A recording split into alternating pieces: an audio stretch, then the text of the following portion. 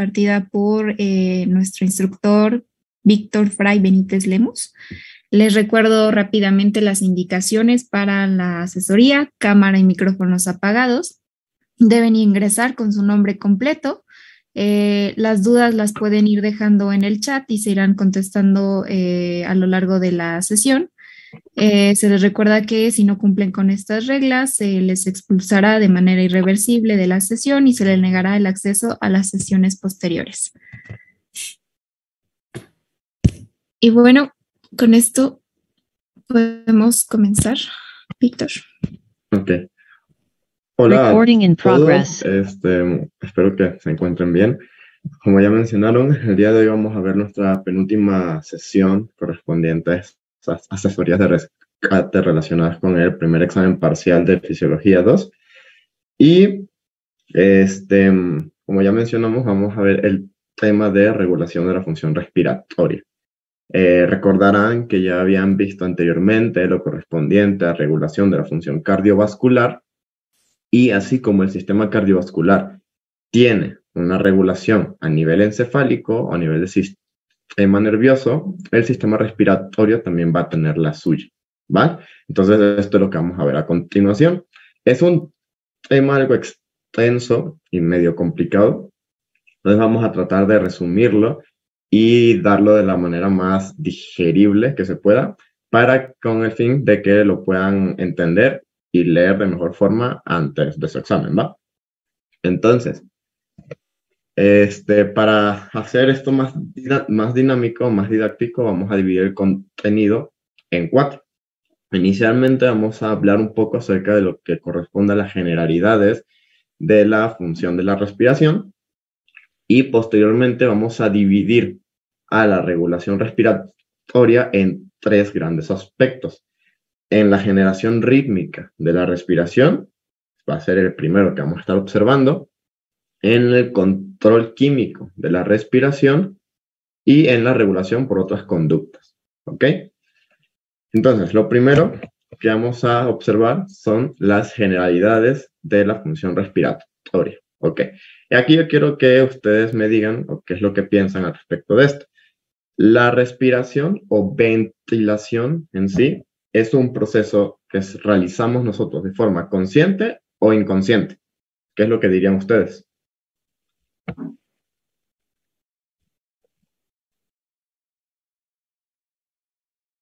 Ok, exactamente. Se pueden realizar de ambas formas, ¿va? ¿Y a qué me refiero con esto? Que la respiración, cuando no estamos, como por así decirlo, al pendiente de ella, se realiza de forma inconsciente. Sin embargo, se controla voluntariamente cuando nosotros, o a partir del momento en que nosotros somos conscientes de la misma, ¿vale? Por lo que se definiría a la respiración como un movimiento rítmico. Y ojo con esto, no confundir movimiento rítmico con un movimiento reflejo, porque un movimiento reflejo es un movimiento que de plano no podemos controlar en lo absoluto, mientras que un movimiento rítmico corresponde a aquel movimiento que realizamos, que podemos controlar de forma consciente, pero que no necesita de la atención al 100% de la persona para que pueda ser realizado, ¿vale?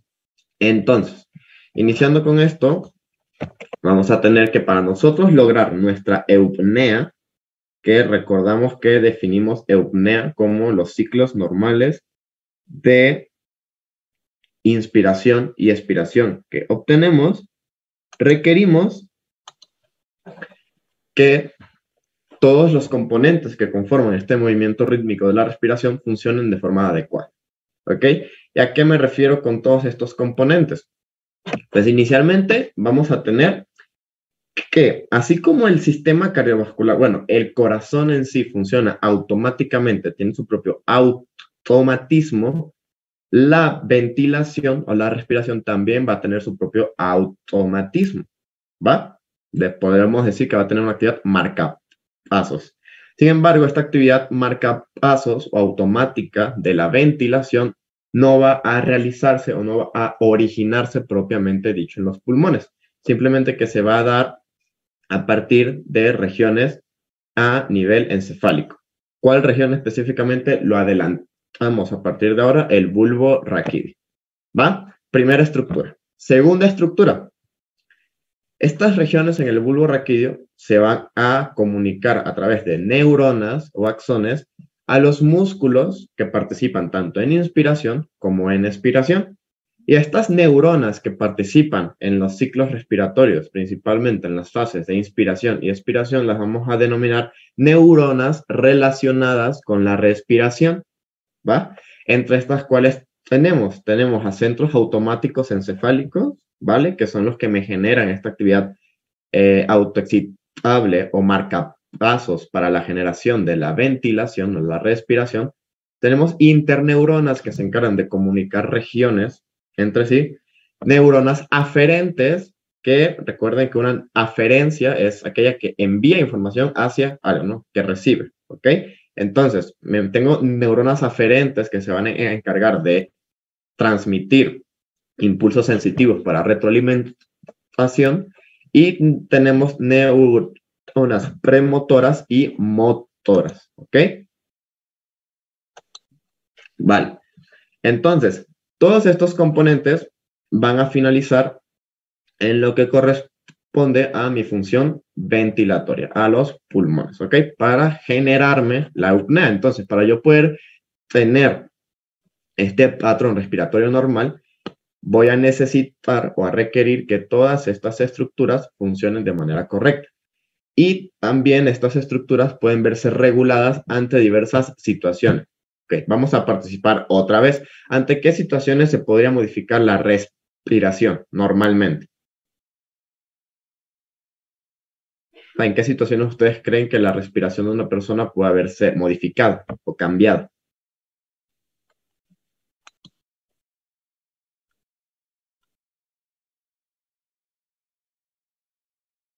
Ansiedad, sueño, estrés, ejercicio, muy bien. Al hacer ejercicio, al hacer estrés, deporte, demanda física alta, acidosis. Va, excelente. Ok. Las situaciones que mencionaron están bien, pero vamos a poner el ejemplo de situaciones más cotidianas, ¿no? Imagínense, la respiración también se modifica incluso cuando nosotros hablamos o cuando nosotros comemos, ¿no? Entonces, por eso se dice que la respiración es un movimiento rítmico, porque es como caminar. Nosotros sí podemos modificar o cambiar conscientemente la forma en la que caminamos. Sin embargo, cuando lo hacemos, no somos 100% conscientes de eso. Ya lo hacemos como de forma automática, ¿va? Sin estar consciente. La respiración también funciona bajo ciertas situaciones en específico de esta forma. Ante situaciones más cotidianas, sí es cierto que en el ejercicio o ante estímulos emocionales puede cambiar, pero ante situaciones más cotidianas, como lo es incluso el dormir, la actividad física normal, el hablar o el comer, se puede ver modificada, pero estas modificaciones normalmente no las hacemos nosotros de forma consciente, ¿ve? Y vamos a entender esto. Aquí en este esquema vamos a tener una visión más integral de todos los componentes que me van a modificar mi respiración, ¿vale? Entonces, aquí tenemos inicialmente la respiración del ritmo automático, la generación del ritmo automático de la respiración, que se encuentra ya dijimos, en bulbo raquídeo, ¿va? Y esta generación del ritmo automático de la ventilación se puede ver modificada ante diversas variantes y ante diversas situaciones, como ya mencionamos. ¿Cuáles son esas variantes? Por ejemplo, variantes metabólicas que pueden cambiar o modificar mi ritmo de ventilación. Pues claramente, si el sistema respiratorio se encarga de transportar e intercambiar los gases, pues la concentración de gases a nivel arterial o a nivel sanguíneo va a ser el principal modulador y modificador de mi actividad respiratoria, ¿ok? Por ejemplo, tenemos acá que tanto las concentraciones de dióxido de carbono o concentraciones de oxígeno y de pH van a generar, mediante diversas estructuras, cambios en lo que es el bulbo raquídeo o mi generador rítmico de la respiración, y va a tener cambios en neuronas motoras o premotoras, que ya mencionamos que forman neuronas relacionadas con la respiración, tanto de los músculos inspiratorios respiratorios como de los músculos expiratorios, ¿ok?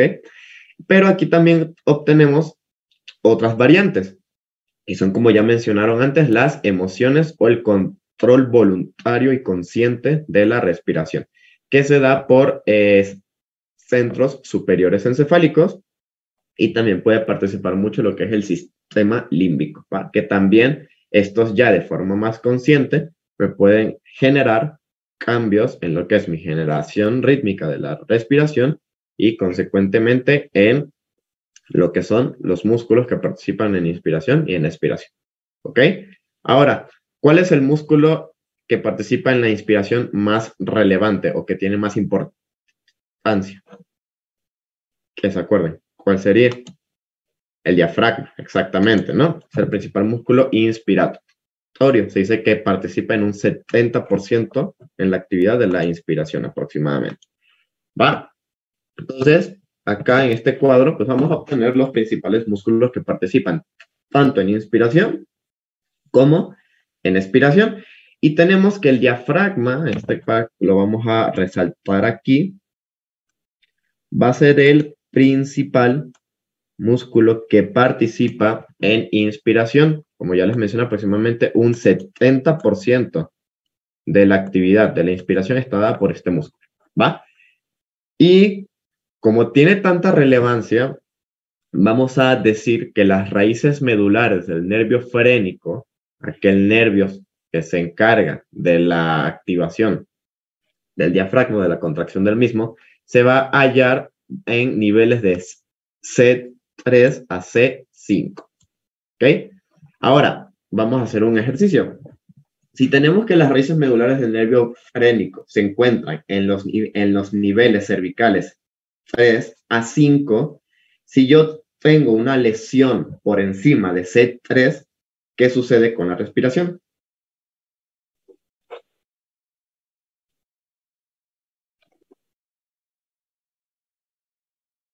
O sea, ¿qué creen que sucedería en este caso? ¿Ok? Hay un cese, muy bien, de la ventilación o de la respiración. Y pues aquí mismo lo dice, ¿no? Aquí. ¿Vale? ¿Por qué? Porque no, cortamos, seccionamos o lesionamos las aferencias motoras que tienen estas raíces medulares y como consecuencia no podemos obtener nuestra función inspiratoria normal.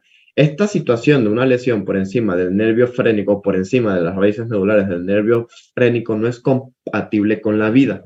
¿Y por qué? Debido a que sí, hay otros músculos que pueden participar en inspiración, pero el principal protagonista de esto va a ser el diafragma, ¿va? Y esto nos va a ayudar a entender otras situaciones relacionadas al lugar específico en donde se genera la ritmicidad de la misma respiración.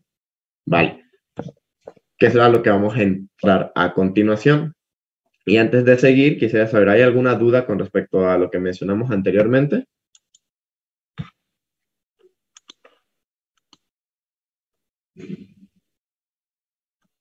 Ok, perfecto. Creo que no hay dudas. Entonces vamos a seguir. Vale. Ahora, tenemos la generación rítmica de la respiración. Y como ya les mencioné, al igual que al igual que el corazón, que tiene la capacidad de autoexcitarse a sí mismo, la respiración o la ventilación va a funcionar bajo un principio similar, bajo un principio de marcapasos, ¿va? Ahora, este marcapasos de la respiración yo lo voy a llamar generador central de patrones, ¿ok? Porque es mi generador central de patrones respiratorios, ¿vale? Entonces, para nosotros poder entender en dónde se encuentra este generador de la respiración, nosotros vamos a describir ciertas regiones que se encargan de modular la ventilación o la respiración y vamos a estudiar cada una para poder entender o para poder deducir en dónde se encuentra este centro que me genera mis ritmos o mis patrones respiratorios, ¿vale? Entonces, inicialmente vamos a tener que ya les mencioné que el principal centro regulador de la respiración va a ser el bulbo raquídeo, que es una estructura perteneciente al tronco encefálico, ¿ok? Sin embargo, también voy a tener otra estructura que puede participar de forma muy relevante, y ese es el puente encefálico, que es este, ¿no? Que está justo encima del bulbo. ¿Ok? Entonces, tanto el puente como el bulbo raquídeo van a tener regiones que me van a ayudar a la modulación de mi respiración. Vale. Entonces, en la protuberancia o puente vamos a tener dos centros respiratorios específicos, el centro neumotáxico y el centro apnéutico, ¿va? ¿A qué se refiere esto? En este esquema que observamos acá, podemos observar que el centro neumotáxico se encarga de inhibir al centro apnéutico. ¿Pero qué significa esto? Y recuerden, la mejor forma de estudiar la fisiología es por medio de las alteraciones que ocasionan la destrucción o la falta de función de una estructura en específico. Entonces, ¿cómo se estudiaron estos centros de la protuberancia? Inicialmente se estudió que si hacemos una sección a la mitad de la protuberancia, íbamos a obtener una respiración con una inspiración larga y prolongada. ¿Ok? Esa respiración con una inspiración larga y prolongada se denomina apneusis inspiratoria. Entonces, llegaron a la conclusión que en la porción inferior de la protuberancia se encuentra un centro apnéutico, ¿okay? Que genera apneusis, por eso se llama así. ¿Ok?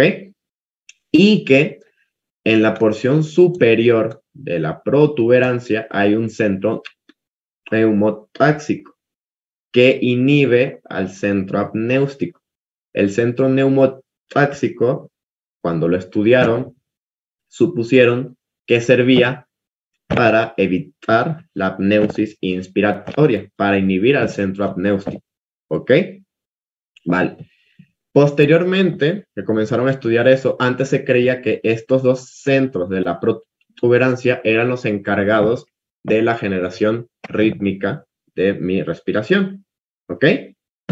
Pero posteriormente continuaron investigando y se dieron cuenta que hay otras regiones en bulbo raquídeo que me permiten continuar con mi ritmo respiratorio independientemente de los centros que acabamos de describir de la protuberancia.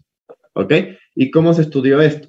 Bueno, recuerden, aquí tenemos C3, C4 y C5. ¿Qué quedamos que eran?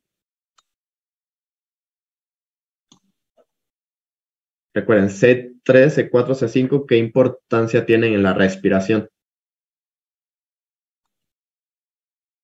Ok, son las raíces medulares del nervio frénico, ¿va? Entonces, como lo que ya mencionamos anteriormente, si tenemos una lesión por encima de estas raíces medulares del nervio frénico, lo que vamos a obtener es una parada, un cese de la función respiratoria, ¿ok?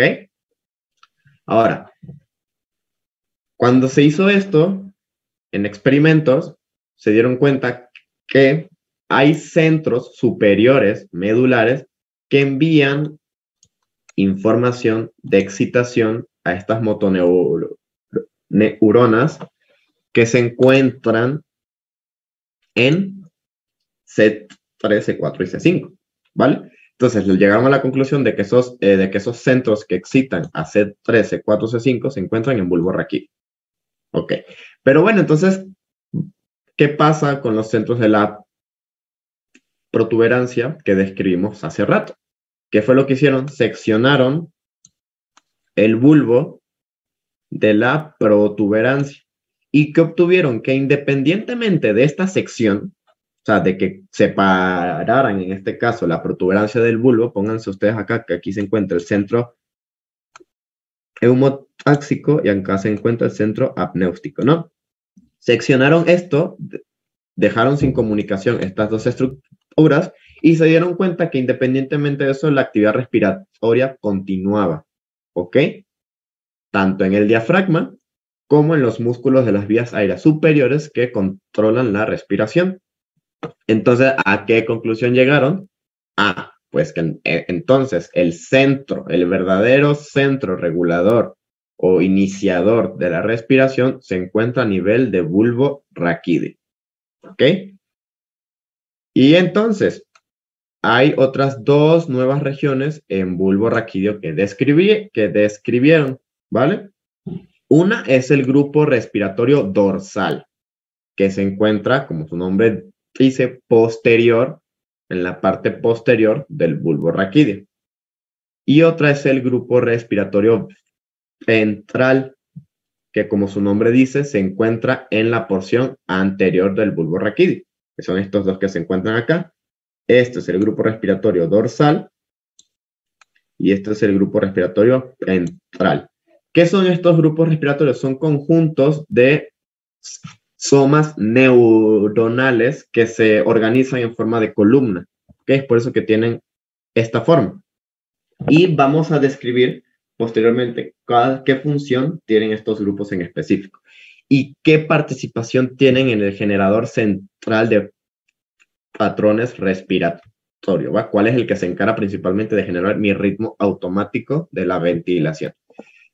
Algo que tenemos que destacar es que el grupo respiratorio ventral se divide en tres, o sea, tiene una subdivisión. Tiene una porción caudal, una porción intermedia y una porción rostral. Es decir, tiene una porción que es más superior, tiene una porción que es intermedia y tiene una porción que es más inferior. Es como si lo dividiéramos aquí, aquí y aquí. ¿Ok? Vale. Antes de continuar, ¿se quedó claro esto? ¿O quieren que repita algo en específico?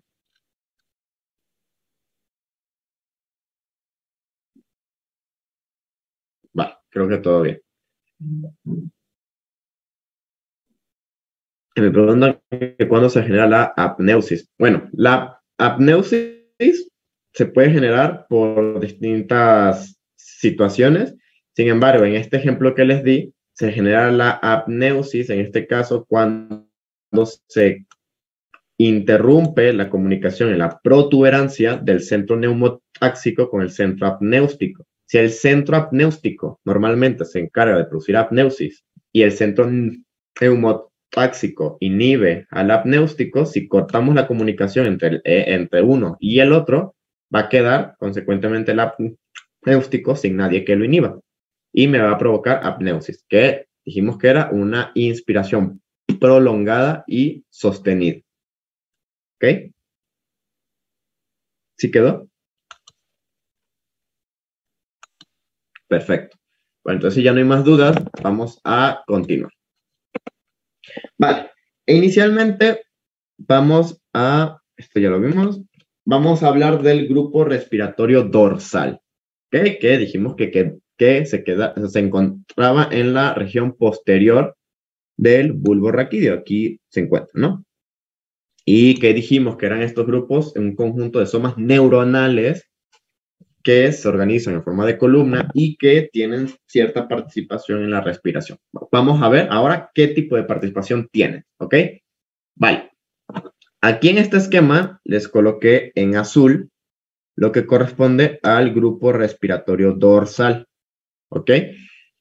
Bueno, vamos a tener que este grupo respiratorio va a tener una función principalmente sensitiva, ¿ok? Va a ser sensorial. ¿Y a qué me refiero con sensorial?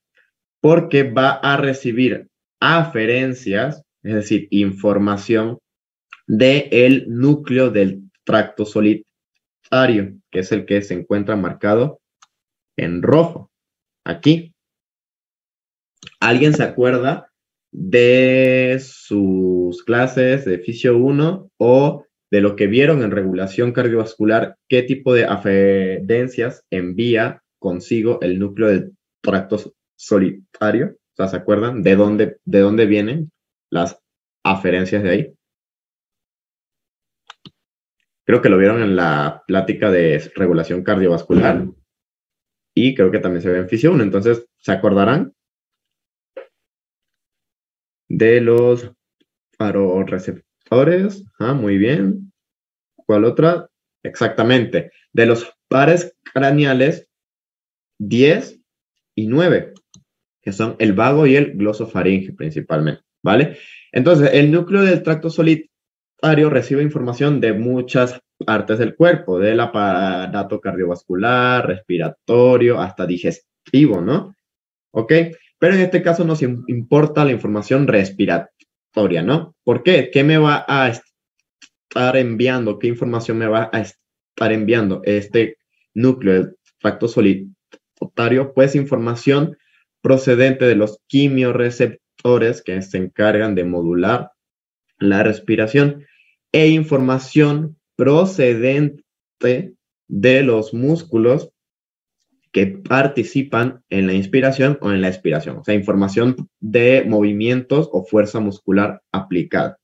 ¿Ok?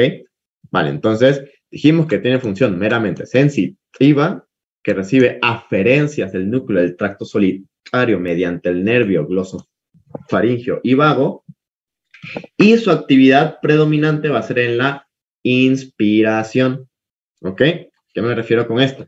Que en base a las aferencias sensitivas que le lleguen a este grupo respiratorio dorsal, va a enviar neuronas premotoras a músculos inspiratorios. ¿A qué me refiero con neurona premotora? Pues una fibra o una fibra axonal que va a estimular una motoneurona alfa que se encuentra en el asta anterior de la médula espinal.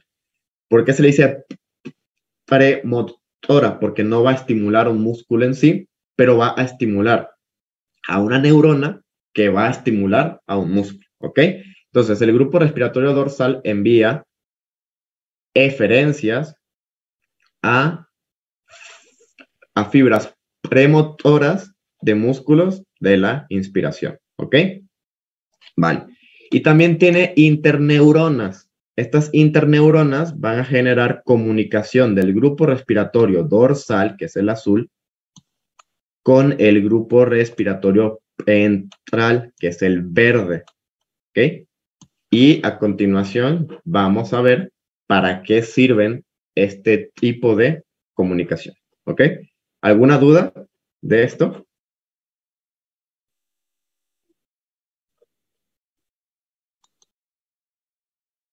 ¿Alguna duda o todo bien? Vale, las interneuronas que se van a encontrar en el grupo respiratorio dorsal van a encargarse de generar comunicación con el grupo respiratorio ventral, que es este, ¿va? ¿Esto para qué? Ya vamos a ver a continuación, pero adelantando sirve para modular la actividad eferente que tiene este grupo respiratorio. ¿Por qué? Si dijimos que el grupo respiratorio dorsal tiene una función más sensitiva, tiene una función más aferente, mientras que el otro grupo respiratorio tiene una función más eferente, ¿ok? Pero esto lo vamos a ver más a continuación, más adelante. ¿Alguna otra duda?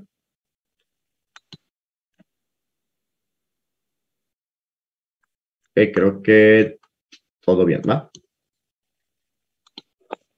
Vale.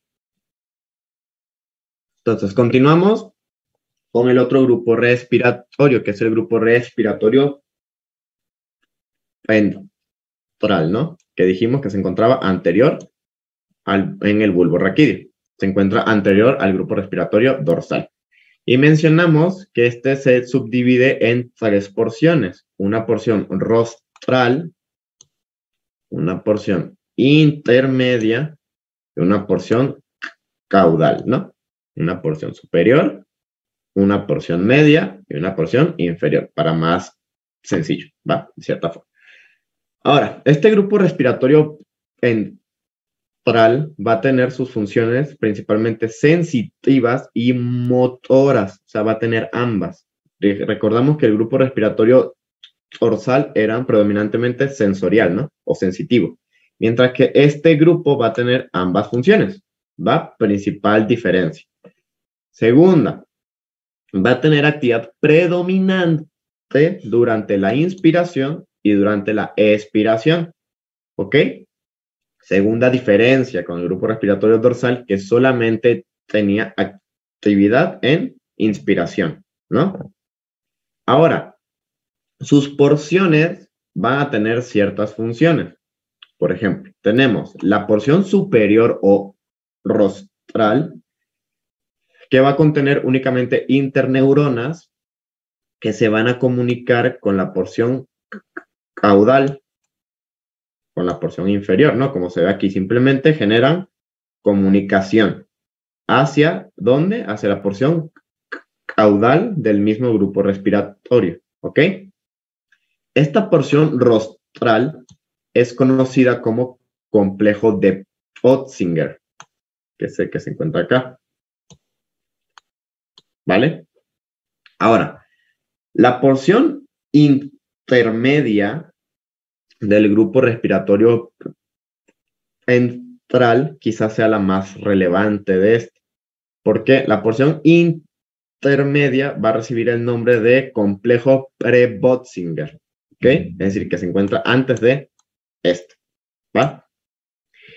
Y va a enviar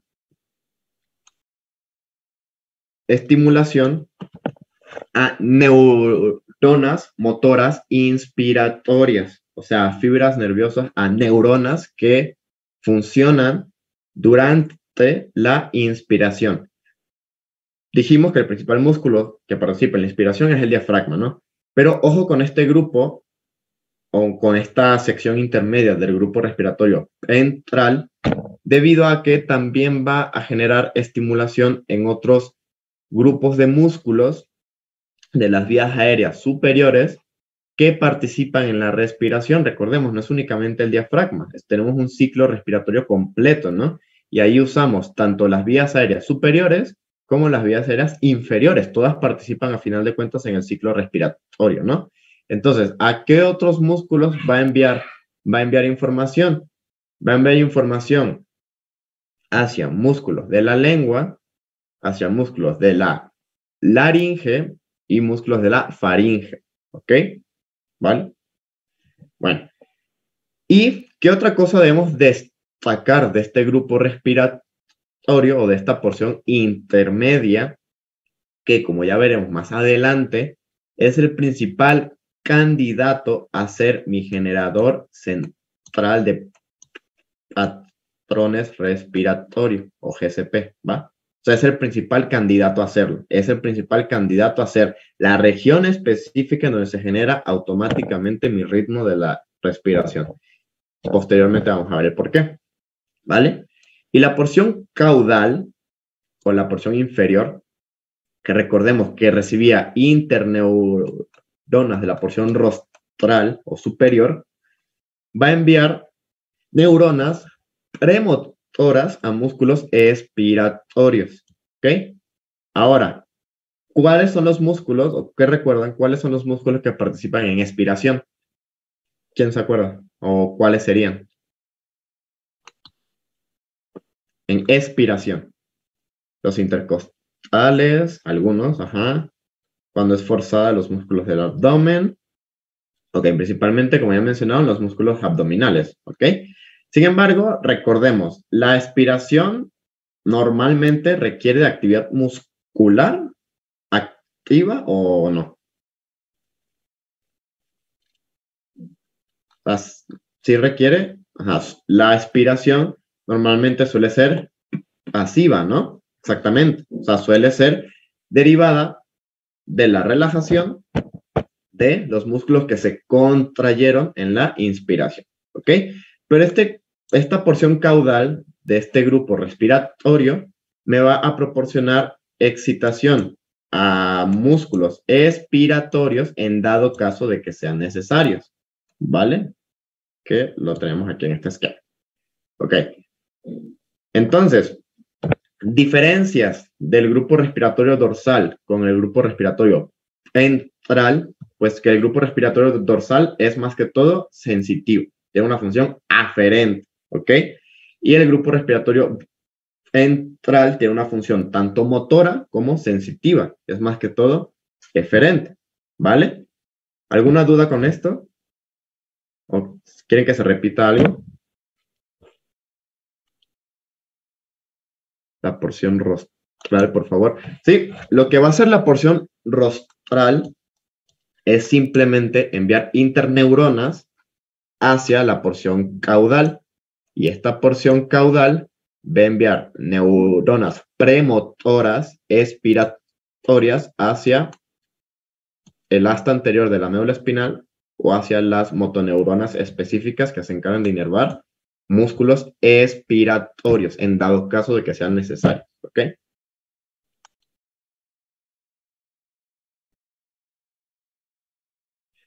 Lo de intermedio hacia donde se comunica el grupo, la sección intermedia va a enviar excitación a neuronas motoras inspiratorias, ¿ok? Que son estas, pero no únicamente del diafragma, sino también de músculos relacionados con las vías aéreas superiores. Ya les mencioné músculos de la lengua, músculos de la faringe y de la laringe, ¿ok? Pero recordarán algo, y les mencioné que el grupo respiratorio dorsal tiene interneuronas y que estas interneuronas se van a comunicar con el grupo respiratorio ventral, ¿vale? ¿Y hacia qué porción se comunican? Hacia tanto la porción rostral como la porción intermedia como la porción caudal, ¿vale? Vamos a sacar un poquito de lógica en esto. Si mencionamos que la porción intermedia, en este caso, es la principal candidata a ser mi generador central de patrones respiratorios, tiene lógica pensar o le conviene tener comunicación con las aferencias sensitivas que llegan de la función respiratoria, ¿no? ¿Y hacia dónde llegan esas aferencias sensitivas? Hacia el grupo respiratorio dorsal. Entonces, por eso el grupo respiratorio dorsal tiene comunicación con el grupo respiratorio anterior o grupo respiratorio ventral. ¿Ok? ¿Entendió? Perdón. Así que, por así decirlo, la porción más importante del bulbo es el intermedio del grupo respiratorio ventral. Si lo quieres ver de esa forma, estaría de cierta forma correcto porque, bueno, es la que se encarga de la generación rítmica de la respiración, pero no podemos decir que es la porción más importante del bulbo en relación a función respiratoria, debido a que, vamos a ver más adelante, otras regiones que no se encargan de la generación del ritmo de la respiración, pero sí se encargan de la regulación del mismo. Okay, pero si lo quieres ver así, podemos decir que la porción más importante del bulbo raquídeo para la generación rítmica de mi respiración va a ser la porción intermedia del grupo respiratorio ventral, ¿ok? ¿Se entendió?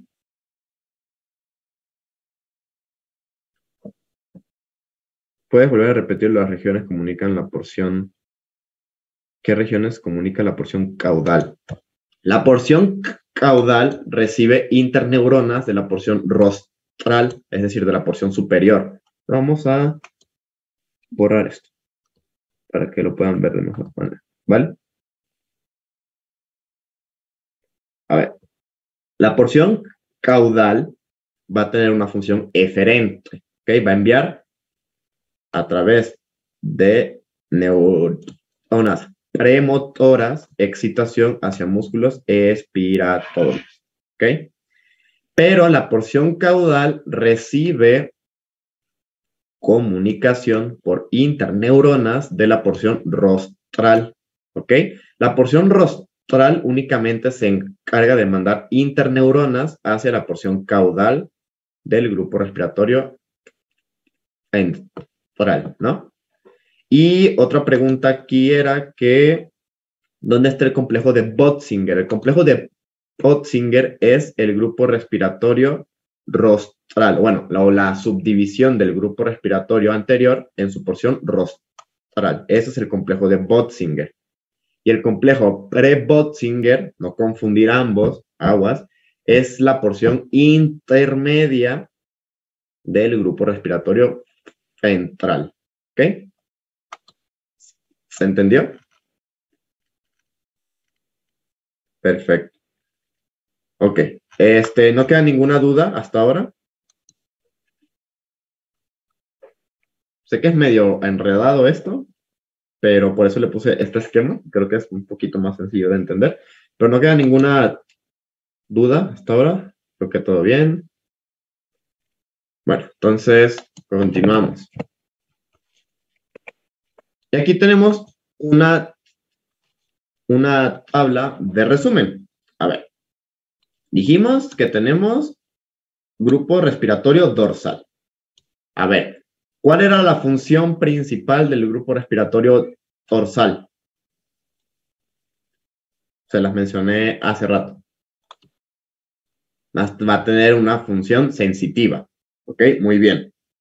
Mencionaron por ahí que va a ser aferente. Sí, va a tener una función más que todo aferente y a su vez va a participar durante la inspiración. Es decir, su actividad predominante va a ser durante la inspiración. ¿Ok? Y esas aferencias las va a recibir por medio de la conexión que tiene con el núcleo del tracto solitario, ¿va? Que es su componente principal, ¿vale? Y a través de qué entrada se da esto, desde el par craneal 9 y 10, ¿vale? Y hacia dónde genera sus eferencias, o sea, sí sé que es principal función aferente, pero también tiene salidas, ¿no? De comunicación. Dijimos, hacia neuronas premotoras de músculos de la inspiración, como vimos acá, ¿vale? Y interneuronas hacia el grupo respiratorio ventral, que es lo que les mencioné anteriormente. Vale. Y el grupo respiratorio ventral se va a dividir en una porción rostral, una porción intermedia y una porción caudal. ¿Vale? Entonces, ¿cuáles van a ser sus principales componentes? El del rostral, ya mencionamos que se denomina complejo de Otzinger, ¿no? El grupo respiratorio ventral en su porción intermedia, mencionamos que se va a denominar complejo pre-Botzinger. ¿Ok?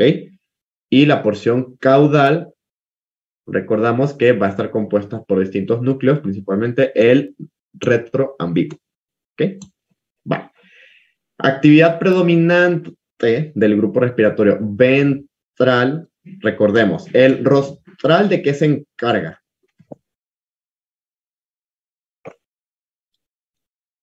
Que hayamos mencionado el grupo respiratorio rostral, ¿de qué se encarga? ¿Cuál es su principal función? Exacto, comunicarse o enviar interneuronas al grupo respiratorio, bueno, a la subdivisión caudal, ¿ok? Entonces, dicen que su actividad predominante va a ser durante la expiración y tiene sentido. ¿Por qué? Porque si la porción caudal se encarga de enviar o de estimular fibras que van hacia los músculos que participan en la expiración, pues consecuentemente el rostral va a tener participación en porque es el que se encarga de activar al caudal, ¿vale? Entonces ya, pues lo podemos sacar de ahí las funciones de ambos. Expiración. Vale. Pero el de la inspiración va a ser el grupo intermedio, ¿ok? ¿Y hacia dónde va a generar salidas? Hacia músculos primarios y accesorios de la inspiración y hacia otros músculos accesorios de la inspiración. Ni tan accesorios porque, recordemos, va a enviar estimulación a lo que son músculos de las vías aéreas superiores, ¿ok? Y recordemos, ¿cuál era el principal candidato a ser mi generador central de patrones de la respiración? ¿Cuál porción? La porción intermedia. Excelente. El complejo pre-Botzinger, ¿va? Y esto vamos a verlo a continuación. A ver, ¿cómo estudiamos los ritmos de descarga de las neuronas que decimos o que estudiamos o que queremos saber o entender que participan en el proceso de respiración. Sabemos, nuestra eupnea ya mencionamos que se compone por dos fases o por dos ciclos. Un ciclo de inspiración y un ciclo de expiración. ¿Vale? Durante la inspiración, mi volumen pulmonar se eleva, ¿no? Y durante la expiración, disminuye. ¿Ok? Entonces tenemos flujo aéreo hacia adentro del pulmón durante la inspiración y tenemos flujo aéreo hacia afuera del pulmón durante la expiración. Ok. La inspiración se encuentra marcada por la franja roja que se encuentra aquí, ¿va? Que es esta. Entonces, vamos a tener inicialmente a estudiar la actividad del principal músculo de la inspiración, que es el diafragma, ¿no? Y ese diafragma se encuentra estimulado por el nervio frénico, ¿no? Y dijimos que las raíces medulares del nervio frénico se encuentran ¿en qué porciones de la médula espinal? De C3 a C5, exactamente. Va, entonces se estimula a la actividad eléctrica del nervio frénico, que es esto. O sea, si se dan cuenta, durante la inspiración, la actividad o los potenciales de acción descargados por el nervio frénico aumentan, ¿vale? Y durante la expiración cesan. ¿Por qué? Porque corresponde únicamente a actividad inspiratoria, ¿ok?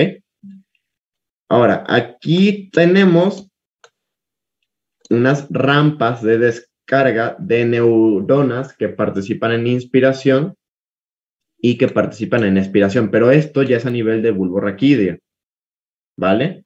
Esto es a nivel de nervio frénico y esto es a nivel de los pulmones, ¿ok? Pero entonces, a nivel de bulbo raquídeo, ¿cómo nosotros denominamos cuáles neuronas se encargan de la inspiración y cuáles de la expiración? Pues midiendo sus ritmos de descarga, ¿ok? Durante qué fase específica del ciclo respiratorio, ¿ok? Entonces tenemos neuronas que se van a encargar principalmente de generar sus potenciales de acción durante la inspiración y neuronas que van a encargarse de generar sus potenciales de acción durante la expiración. Entonces dijimos que estos corresponden a neuronas relacionadas con la respiración, que son neuronas que se activan durante fase inspiratoria y durante fase expiratoria. ¿Ok? Vale. Entonces, acá tenemos la estimulación del nervio frénico. Aquí también. Y acá tenemos potenciales de acción que salen o que se registran en el grupo respiratorio dorsal.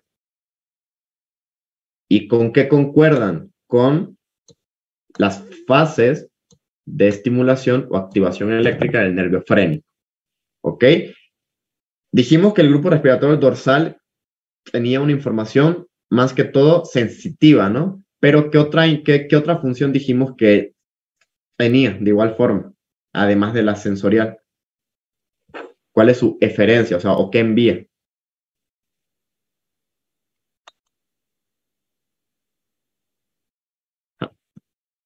Premotoras a neuronas que participan en inspiración, exactamente. Entonces, tenemos acá que sí, efectivamente, los potenciales de acción de las neuronas inspiratorias del grupo respiratorio dorsal concuerdan con los periodos de descarga o de excitación del nervio frénico. Vale. Ahora, pero ¿cómo se generan estas descargas? O sea, nosotros sabemos que para que una célula se excite, debemos no únicamente tener ciertos mecanismos locales o propiedades intrínsecas de la membrana de esa célula en especial, sino que también debemos de tener algo que la estimule, ¿no? Entonces, ¿qué propiedades son las que me permiten, en este caso, la autoestimulación de las células? Aquí, pues, dicen que hay diversos neurotransmisores implicados.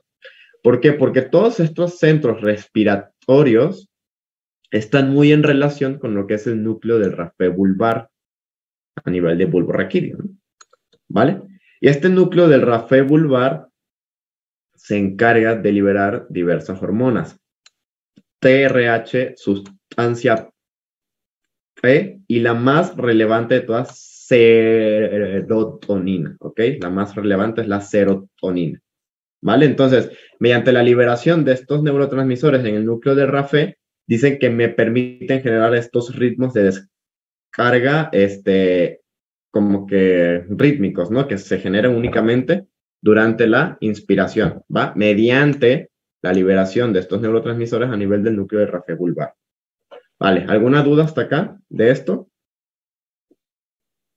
Ya nos falta menos para descubrir, para entender cuál es el verdadero generador central de patrones de la respiración. Pero antes de esto, ¿alguna duda?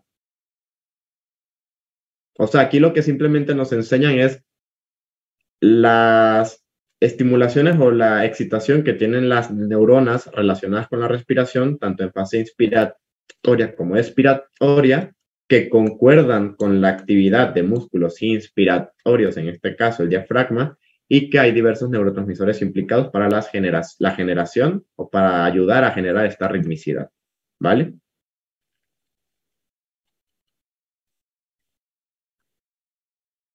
¿Puedes volver a repetir lo de los núcleos del rafe vulvar? Ok. Los núcleos del rafe vulvar se encuentran muy relacionados con lo que corresponde a la generación rítmica de la respiración. O sea, no es que participe o es que sea el iniciador de la misma, sino que en diversos estudios que han hecho se encuentra relacionado, debido a que el núcleo de rafe vulvar libera diversas hormonas o compuestos. Entre estos se encuentra la TRH, la sustancia P y la serotonina. La serotonina va a ser la más relevante.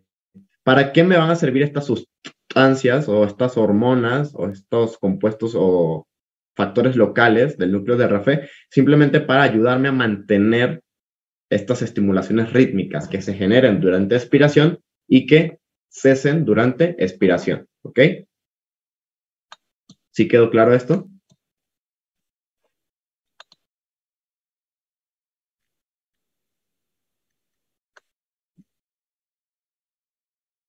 Ok, para los demás que preguntaron sobre esto, ¿sí quedó o aún no?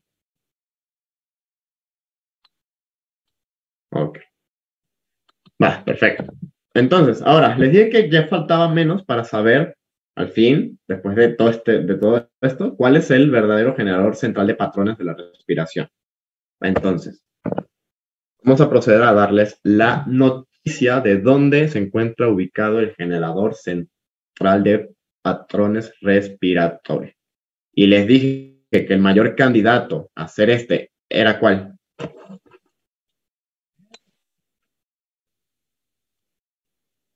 El complejo Pre-Botzinger, ¿no? Que se encuentra exactamente en la porción intermedia del grupo respiratorio ventral. Vale, vamos a ver por qué.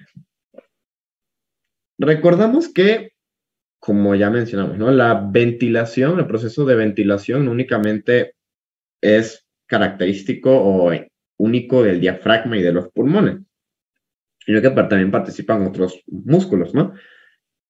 Durante la inspiración, nosotros abrimos o aumentamos el calibre de la vía aérea superior, ¿ok? De los cornetes, de la faringe, la lengua, la laringe, etcétera, ¿no? Participan todas esas regiones. Y esas regiones de vías aéreas superiores se mueven, generan movimiento, tanto durante inspiración como expiración, ¿no? ¿Por qué se dice que el complejo Pre-Botzinger genera esto, o es el principal generador rítmico de la respiración? Pues vamos a tener que retroceder un poquito y entender el cómo llegaron a esta conclusión. Que recuerden, aquí tenemos la imagen que nos muestra los experimentos que han hecho durante las secciones de los bulbos, ¿no? Y se acordarán, ¿qué dijimos que sucedía si seccionamos por encima de las raíces medulares del nervio frénico?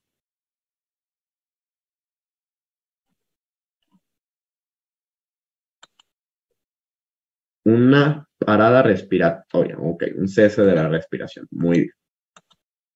Vale. Entonces, ok, estoy de acuerdo. Perfecto. Si lesionamos por encima de las raíces medulares del nervio frénico de C3 a C5, sí, ya no vamos a tener ya vamos a tener un cese de la actividad respiratoria, ¿no? ¿Por qué? Porque ya no vamos a tener estimulación o contracción del músculo más importante de la inspiración, que es el diafragma. Excelente, muy bien ahí. Sin embargo, ojo con esto. Recuerden, el bulbo raquídeo continúa funcionando. Lo que se seccionó fue la médula un poquito por encima de las raíces medulares del nervio frénico, pero el bulbo raquídeo sigue funcionando, ¿va?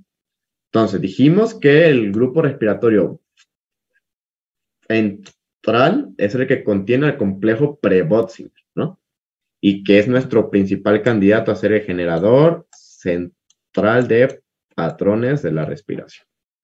Vale. Y entonces, este complejo Pre-Botzinger, o la porción intermedia, va también a enviar estimulación o eferencias hacia músculos que inervan vías aéreas superiores. Músculos que no se encuentran inervados por las raíces medulares del nervio frénico. ¿Y qué se encontraron aquí? Que independientemente de que las raíces medulares del nervio frénico se encuentren abolidas, que ya no funcionen, estos grupos respiratorios van a seguir enviando potenciales de acción y van a seguir enviando estimulación hacia las neuronas que inervan las vías aéreas superiores. Y que esas vías aéreas superiores se van a seguir moviendo junto con la ritmicidad de la respiración, a pesar de ya yo no tener un aumento en el volumen pulmonar, porque claramente no puedo, porque el diafragma ya no funciona, mis vías aéreas superiores van a seguir funcionando como si yo siguiera respirando normalmente. Claro, ya no voy a tener un flujo de aire efectivo que me ayude a mantener la vida, pero sí voy a seguir manteniendo esa actividad rítmica de esas estructuras, ¿ok? Entonces, por eso dijeron, bueno, si en la ventilación únicamente participan el diafragma, si no participan otros músculos, a pesar de que abolimos el diafragma, este centro sigue enviando potenciales de acción y las vías aéreas superiores siguen respondiendo a la estimulación de este complejo Pre-Botzinger. ¿Ok? Aquí se observa. La activación rítmica del complejo Pre-Botzinger coincide con la activación rítmica del nervio hipogloso, que se encarga de inervar, ¿qué? La lengua, ¿no? Y la lengua se mueve de igual forma dependiendo de los ciclos de inspiración y expiración en lo que nos encontremos. Entonces, da mucho la casualidad de que al mismo tiempo que se estimula el complejo Pre-Botzinger, también se estimula el nervio hipogloso y también se mueve la lengua como si estuviéramos en un ciclo respiratorio de apnea, ¿ok? Normal. Entonces, se llegó a la conclusión en base a esto que el principal, bueno, que el fundamento, ¿no? Que el principal generador central de patrones respiratorios o el principal generador rítmico de la respiración va a ser el complejo Pre-Botzinger, ¿ok? ¿Alguna duda hasta aquí?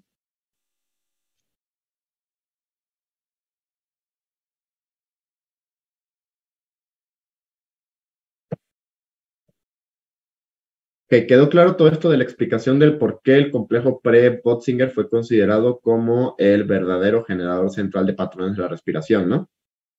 ¿Sí quedó entendido? Ok. Ahora, sin embargo, no todo en la ciencia puede ser bueno, ¿ok? Porque hay personas que no están de acuerdo con este tipo de fundamento, de postulado. Entonces, para eso hay modelos, ¿ok? Hay distintos postulados o creencias sobre dónde se encuentra ubicado el generador central de patrones específicos.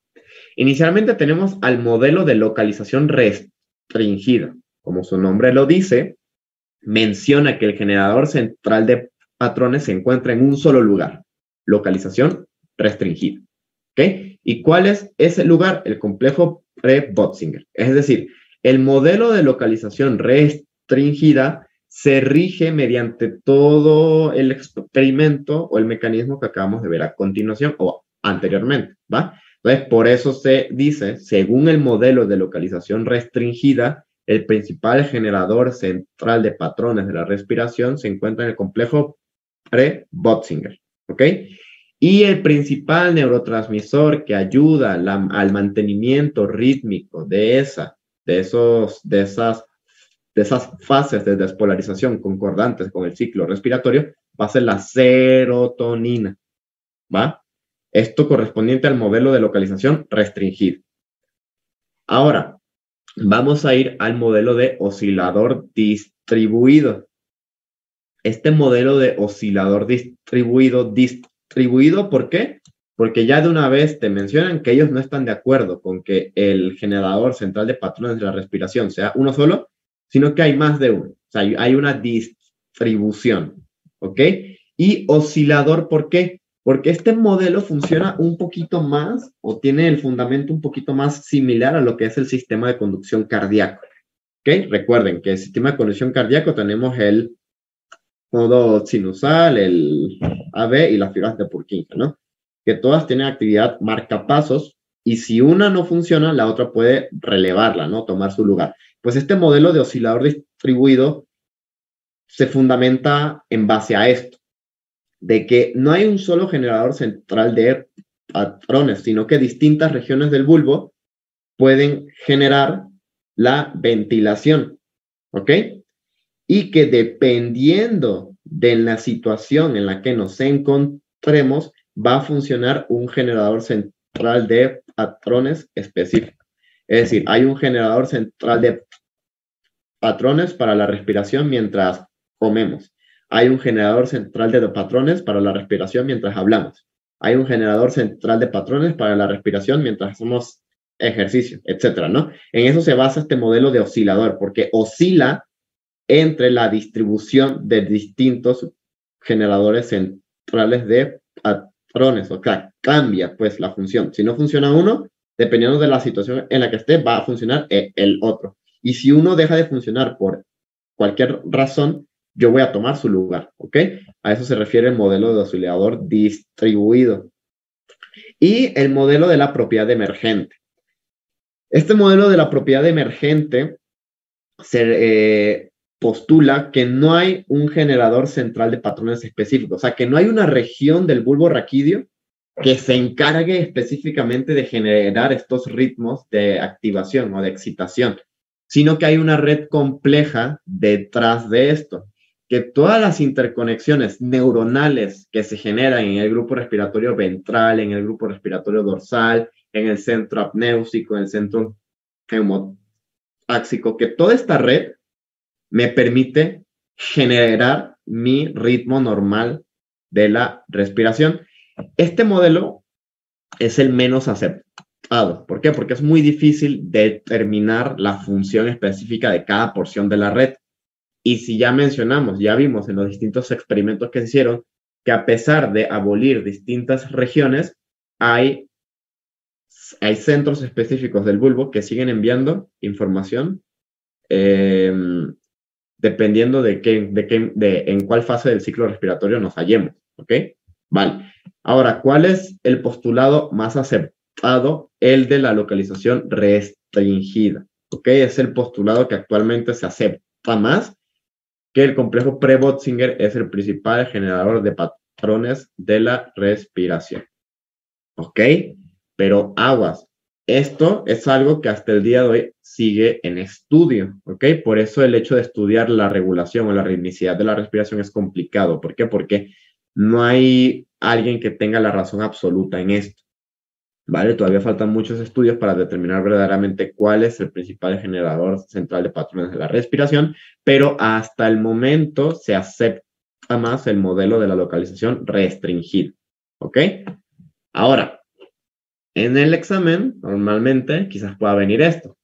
Según el modelo de la localización restringida, ¿cuál es el principal generador central de patrones de la respiración? ¿Y qué responderían ustedes?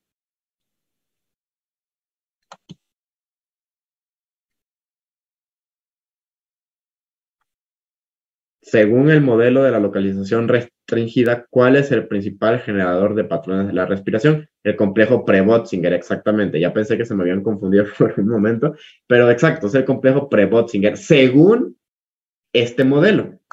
Ahora, si les mencionaran otra pregunta, según el modelo, escuchen bien, según el modelo de la propiedad emergente, el complejo Pre-Botzinger es el principal generador central de patrones de la respiración.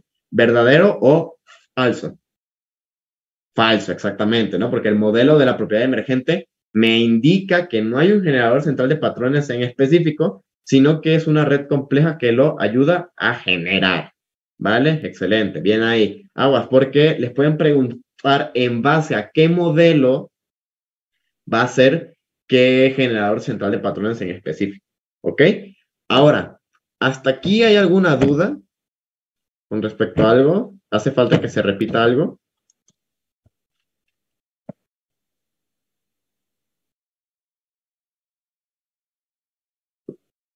Ok, todo bien, todo claro.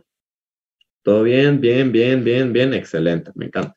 Vale, entonces continuamos, listos para continuar. A ver, mencionamos que íbamos a abordar esto de la regulación de la respiración, hablando inicialmente de qué? De control rítmico de la respiración, 1, ya quedó. ¿Cuál es el que sigue? El control químico de la respiración, ¿ok? Y después el control por otras conductas, ¿vale? Entonces, vamos a proceder a hablar del control químico de la respiración. ¿Y por qué control químico? O sea, nosotros nos acordamos de nuestra regulación cardiovascular y mencionamos que sabemos ya que la regulación cardiovascular se da mediante paroreceptores, ¿no? Receptores de sensibles al estiramiento, ¿vale? Sin embargo, como ya estamos hablando del sistema respiratorio y el sistema respiratorio o la integración del mismo se da mediante la regulación de los gases arteriales y del pH sanguíneo, pues ya no va a ser un control de presión o un control mecánico, ¿no? Claramente. Ahora va a ser un control químico, más que todo químico, ¿va? Entonces vamos a continuar.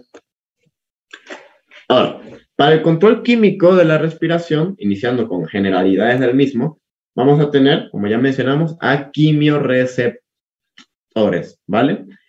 Estos quimioreceptores van a conformar la aferencia sensitiva más importante que le envía información a mi centro respiratorio en bulbo raquídeo para que module la dinámica ventilatoria o la dinámica de la respiración en base a las concentraciones de gases arteriales, de presión parcial de oxígeno, presión parcial de CO2 y pH.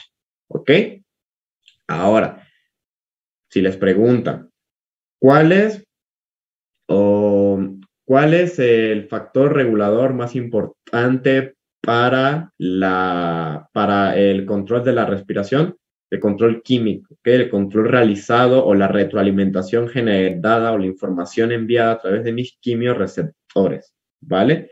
Entonces, estos quimioreceptores van a generar una vía de retroalimentación negativa, ¿ok? Porque, a ver, imaginemos que nosotros estamos en hipoxemia, que es disminución del oxígeno en sangre, ¿no? Estamos en hipercapnia y estamos en acidosis.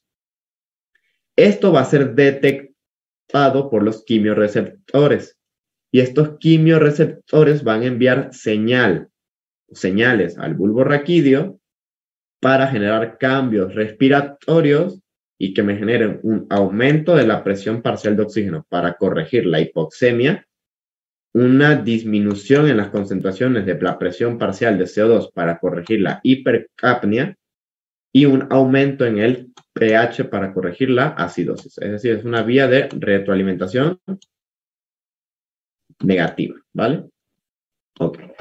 Entonces, en quimioreceptores vamos a tener dos principalmente. Uno son los quimioreceptores periféricos, ¿ok? Que estos se encuentran en el cuerpo carotidio, en el cuerpo carotidio y el cuerpo aórtico. No confundir la ubicación de los quimioreceptores receptores con los de los baroreceptores. Se encuentran en lugares similares, pero recuerden, el baroreceptor está compuesto por el seno carotidio, mientras que el quimioreceptor está compuesto por los cuerpos aórticos y los cuerpos carotídeos. Los cuerpos también los pueden encontrar como glomus, ¿ok? Que se refiere precisamente a cuerpo, ¿va? Esto correspondiente a quimioreceptores periféricos. La información periférica de los quimioreceptores del cuerpo aórtico va a ser enviada a través del vago, ¿ok? Del nervio vago.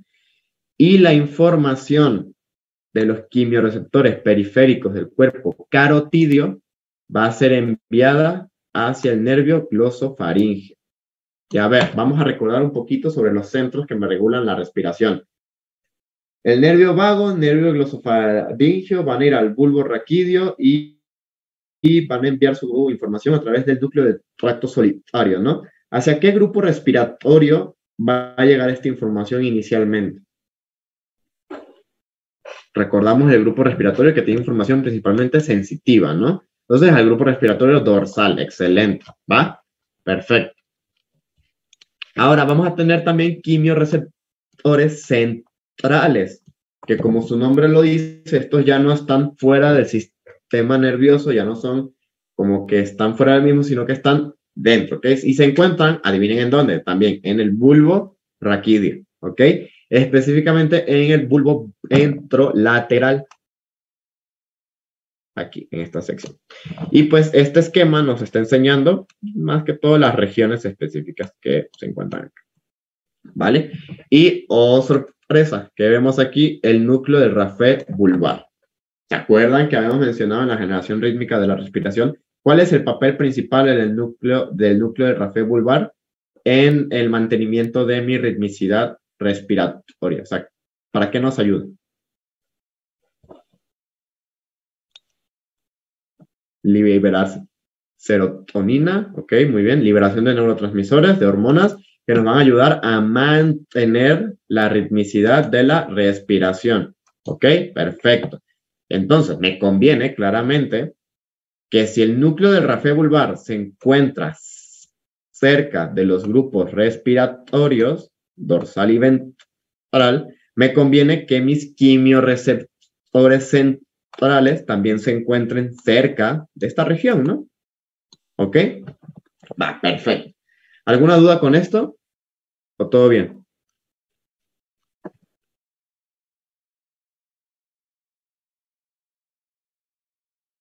¿Alguna duda?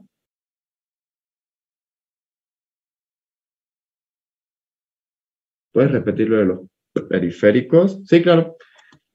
A ver, los quimioreceptores periféricos se van a encontrar en dos regiones. Unas en el cuerpo aórtico y otras en el cuerpo carotídeo, ¿ok? Las aferencias de los quimioreceptores del cuerpo aórtico van a ser enviadas por el vago, ¿ok? El vago, ¿vale? Y las aferencias del cuerpo carotídeo se encuentran en la bifurcación de la carótida común, van a ser enviadas a través del nervio glosofaríngeo, ¿vale? ¿Ya quedó? La persona que preguntó sobre los periféricos, ¿ya quedó? Sí, okay, yo creo que sí. Va, ahora, vamos a hablar ahora de los...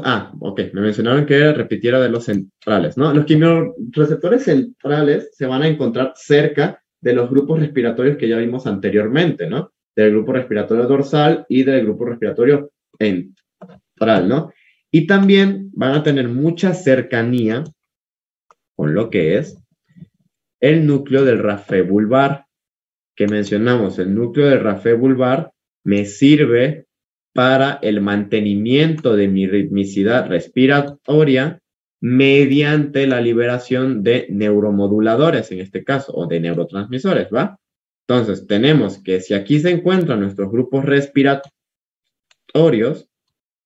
me conviene que mis quimioreceptores se encuentren cerca de estos, ¿no?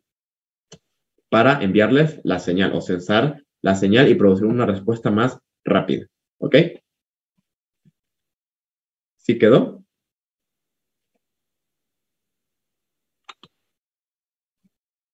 Perfecto, excelente.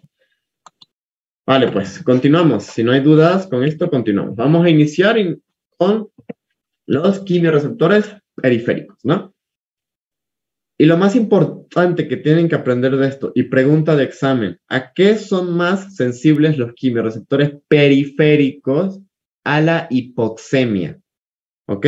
La mayor sensibilidad. Recuerden que estamos hablando de receptores, ¿no? Y estos receptores van a tener, ¿qué? Un estímulo adecuado, ¿no? Van a tener una sensibilidad ante un estímulo en específico. El estímulo más adecuado o más sensible para la estimulación de mis quimiorreceptores periféricos es la hipoxemia, ¿vale? Me estoy refiriendo meramente a disminución en la presión de oxígeno arterial, ¿ok?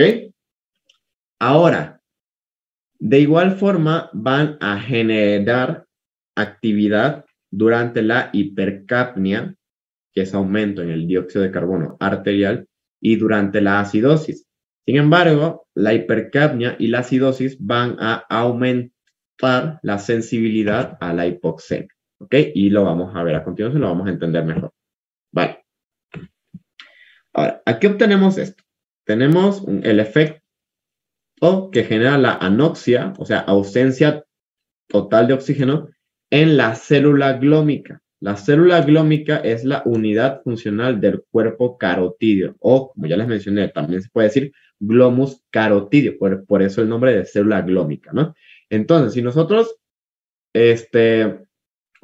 ponemos a una célula glómica en situaciones de anoxia, es decir, de ausencia completa de oxígeno, vean cómo va a disparar sus potenciales de acción.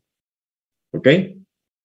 Va a tener un disparo de potenciales de acción en este caso. ¿Por qué? Porque la mayor sensibilidad se encuentra ante disminución de las presiones de oxígeno, ante hipoxemia. Y si ante hipoxemia se estimula, imagínense ante anoxia, ¿no? Entonces, tenemos esto. Ahora, les mencioné, la hipercapnia y la acidosis van a aumentar la sensibilidad a la hipoxemia. ¿Por qué? A ver, aquí tenemos que en condiciones normales, la función de los quimiorreceptores periféricos normalmente va a ser de que si disminuye la presión de oxígeno arterial hasta un punto aproximadamente de 60 milímetros de mercurio, va a haber un aumento muy rápido de los impulsos o de la excitación de la célula glómica, ¿ok? Esto de forma normal, ¿ok? Más o menos ante unos 60 milímetros de mercurio, que vamos a tratar de poner 60. Intenté poner un 6, discúlpenme si no se ve, pero 60, ¿ok? Vale, esto normalmente, o sea, este es el funcionamiento normal, ¿ok? Imagínense. Ahora, ¿qué pasa si yo aumento las concentraciones de dióxido de carbono y disminuyo las concentraciones de pH, o sea, o disminuye el nivel de pH arterial? Esto es una situación de acidosis. ¿De qué tipo? Acidosis, ¿de qué tipo? Si aumento el dióxido de carbono y disminuyo el pH, acidosis respiratoria, exactamente, ¿verdad?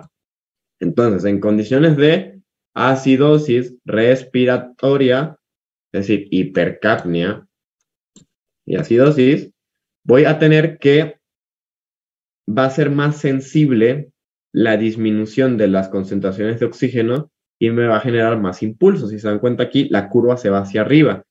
Ahora, a menor concentración o a una mayor presión parcial de oxígeno, los estímulos van a ser mucho más elevados, ¿no? ¿Por qué? Porque ya hay un aumento en la sensibilidad de mis quimiorreceptores periféricos, ¿ok?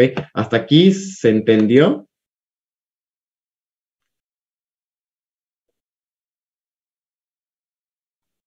¿Se entendió el por qué? No, ok. Repito otra vez. A ver, tenemos una situación de acidosis respiratoria, ¿no? Que es esta. aumento en las presiones parciales de CO2 y disminución en el pH, ¿ok? Dijimos que normalmente va a comenzar a disparar aquí, ¿no? Paulatinamente, aproximadamente a unos 60 milímetros de mercurio de presión parcial de oxígeno arterial. Los impulsos de mis quimiorreceptores periféricos se van a notar de mayor manera, van a ser más evidentes, ¿ok? Sin embargo, si yo induzco a la célula glómica a un estado de acidosis respiratoria, voy a tener un aumento en los impulsos a una mayor presión de oxígeno arterial. O sea, ya no va a ser a 60, ya va a ser como aquí, pongámosles que hay 75, ¿no? Y ya van a haber los mismos impulsos eléctricos, incluso más, se dan cuenta, ¿no? Incluso es más. O incluso más de los que hay a 60 milímetros de mercurio en condiciones normales. Entonces, por esto decimos que la acidosis y la hipercapnia me aumentan la sensibilidad de mis quimiorreceptores periféricos a la hipoxemia. Es decir, me hace que a menor disminución de la presión parcial de oxígeno, me aumente la cantidad de impulsos de mi célula glómica. ¿Ok? ¿Se entendió? Ahora sí.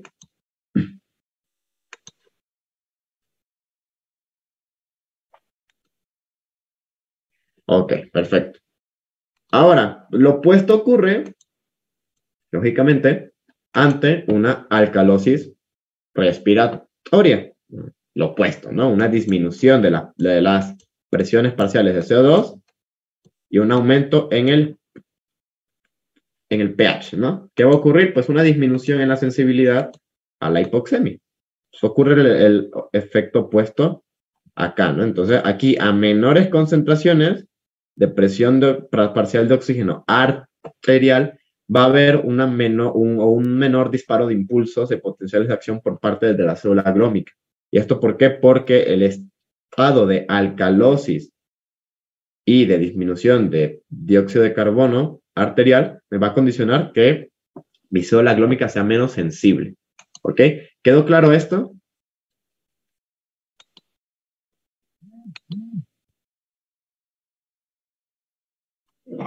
¿Sí quedó claro? O sea, que si en el examen les colocan este esquema, ustedes lo van a poder explicar de forma excelente, ¿no?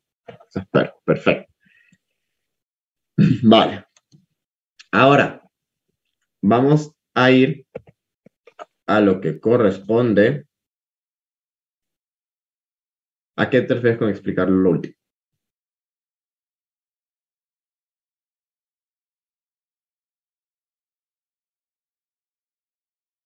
Explicar lo último. O sea, lo último que mencioné de la alcalosis.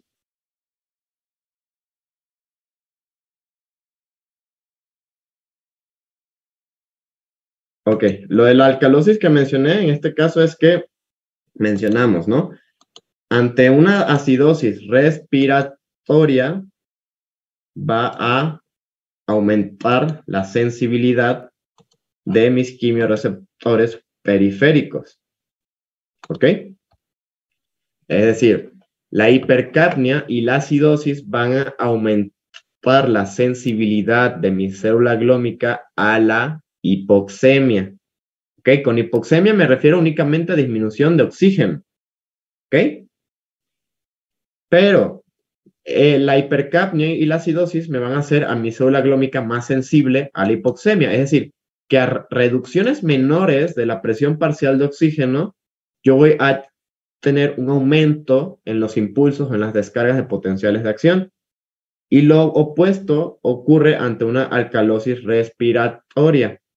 Es decir, que si yo tengo alcalosis, o sea, tengo lo opuesto a la hipercapnia y lo opuesto a la acidosis, ¿no? Tengo una disminución del pH junto con una disminución de la presión parcial de dióxido de carbono arterial. Entonces, ¿qué va a pasar? Que en estas condiciones, la célula glómica va a ser menos sensible a la hipoxemia. Entonces, a pesar de que yo disminuya las presiones parciales de oxígeno arterial, los disparos de impulsos de potenciales de acción van a ser menores, o sea, van a verse disminuidos en relación a lo normal, y en relación a lo que se ven en una acidosis.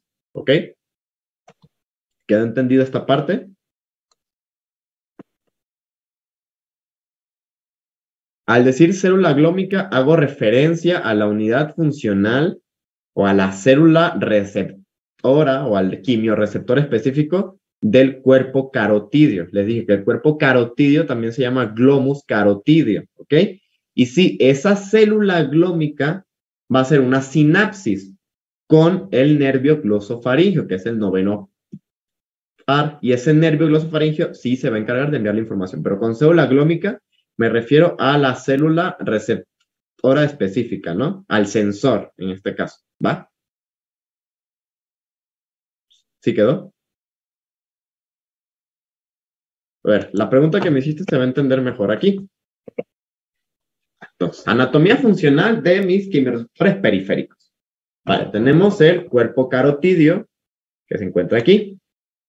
¿Va? Y si le hacemos un zoom y un corte transversal, digo, coronal, a este cuerpo carotidio, vamos a encontrar esto, ¿vale? Vamos a encontrar dos tipos de células. La célula glómica tipo 1, ¿ok?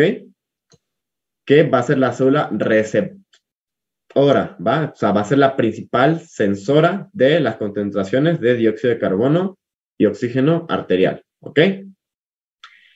Y vamos a encontrar otros tipos de células, que son células glómicas de tipo 2 o células sustentaculares, ¿ok? Que estas son células únicamente que sirven para soporte estructural del cuerpo carotidio en sí.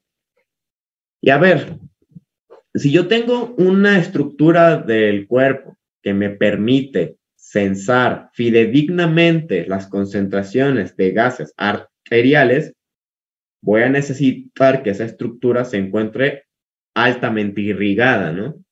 Entonces, ¿qué vamos a tener? Capilares alrededor del glomus carotidio. ¿Va? Sí, imagínense, vean el tamañito que tiene el cuerpo carotidio, ¿no? Es este. Imagínense, para yo poder obtener una medición fidedigna o objetiva de gases arteriales, yo voy a tener consecuentemente aumentar la irrigación en esta zona y precisamente por eso necesito de capilares enestrados, ¿ok? ¿Por qué? Para que tengan estas aberturas que me permitan la difusión efectiva de gases, ¿va? Perfecto. Ahora, ya dijimos que tenemos a los sinusoides, en este caso, a los capilares. Tenemos a la célula glómica tipo 1, tenemos a la célula tipo 2 sustentacular, que dijimos que era de estructura del cuerpo carotidio, y vamos a tener dos fibras nerviosas.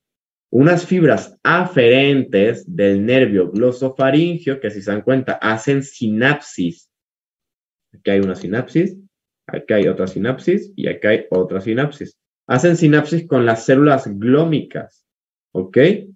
¿Para qué? Porque la célula glómica, al censar una disminución en el oxígeno o un aumento en el dióxido de carbono, va a enviar información a través del nervio glosofaringeo. Y a ver, vamos a recordar un poquito. Ese nervio glosofaringeo en bulbo raquídeo, ¿hacia dónde lleva la información sensorial principalmente? ¿Hacia qué grupo respiratorio? Al dorsal. Excelente, muy bien. Eso para que no se les olvide, ¿va? Entonces, ahora, otra cosa que vamos a tener son fibras del sistema nervioso simpático, ¿va? El sistema nervioso autónomo. A ver, vamos a generar un repaso. ¿Para qué me sirve el sistema nervioso simpático? ¿Para qué funciona?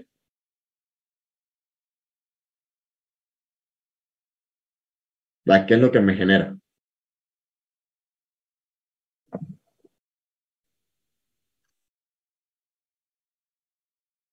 Acuérdense, sistema nervioso simpático, respuestas de lucha o huida. Sistema de lucha, respuestas de alerta, excelente. Bien, ya pensé que se les había olvidado. Ok, respuestas de lucha o huida. Y a ver, recordando lo que vimos en las sesiones de cardiovascular, la activación del sistema nervioso simpático me va a ocasionar generalmente vasoconstricción o vasodilatación.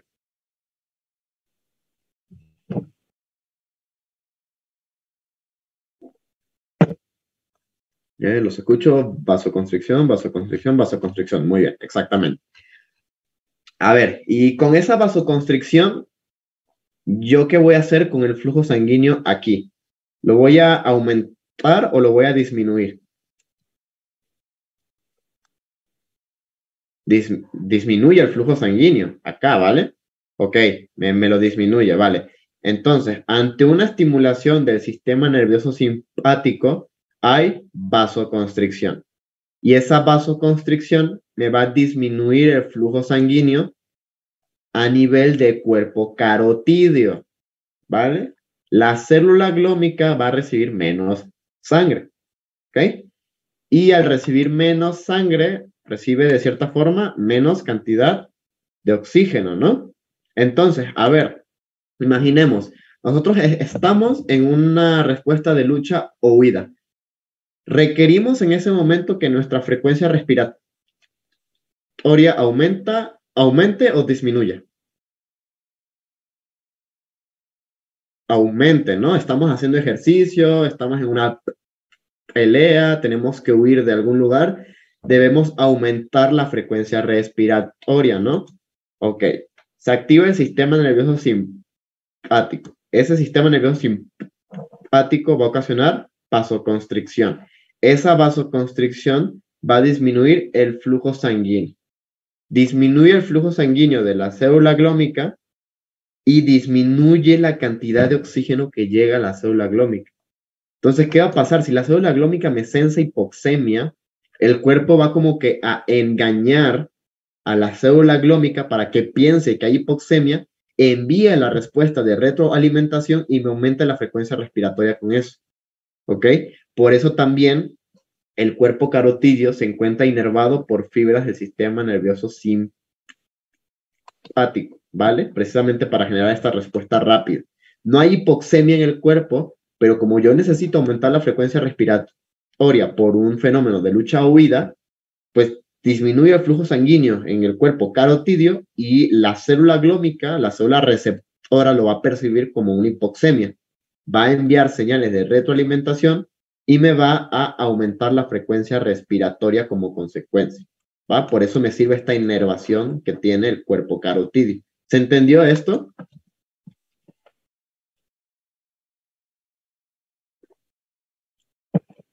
Va, perfecto. Qué bien. Seguimos, entonces. Ahora, ya vimos la anatomía funcional, ya vimos para qué funcionan mis quimioreceptores periféricos y ahora vamos a ver cómo es que se activan. Este esquema parece complicado, pero a ver, vamos a tener. ¿Cuál es el principal estímulo para cuál es el estímulo más sensible para la célula glómica o para mis quimioreceptores periféricos? La hipoxemia, ¿ok? Disminuciones en la concentración de oxígeno arterial. Vale, tenemos hipoxemia aquí, ¿no? Y imagínense, esta célula que observamos acá, esta es esta misma, ¿ok? Solo que ahora le hacemos un zoom más cañón. Ahora vemos los procesos moleculares que subyacen la estimulación de la célula, ¿vale? Ahora, ¿qué va a ocasionar la disminución de oxígeno? Muchas cosas, ¿va? O sea, dice que puede causar una disminución, un aumento del AMP cíclico. Dice que me puede ocasionar un aumento en la expresión de una proteína que contiene hemo. Y me dice que me puede ocasionar también unos cambios en los productos de la mitocondria de la célula y que estos productos van a finalizar en una vía común. Miren, no es necesario que se aprendan todos los mecanismos moleculares así específicos que subyacen a la estimulación de la célula glómica, pero lo que sí es importante es entender esto. La hipoxemia va a conducir a una inhibición de canales de fuga de potasio de la célula. Recordemos fisio 1, las células en condiciones de reposo son permeables a potasio, ¿no? Vale. Y las células van a tener canales de fuga de potasio, ¿no? Porque este cation tiende a salir de la célula siempre.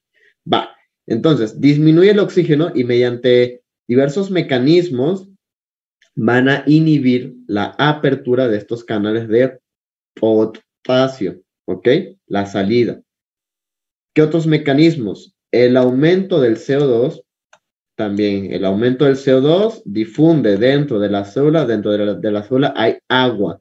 Este CO2 se une al agua y me va a formar ácido ¿qué?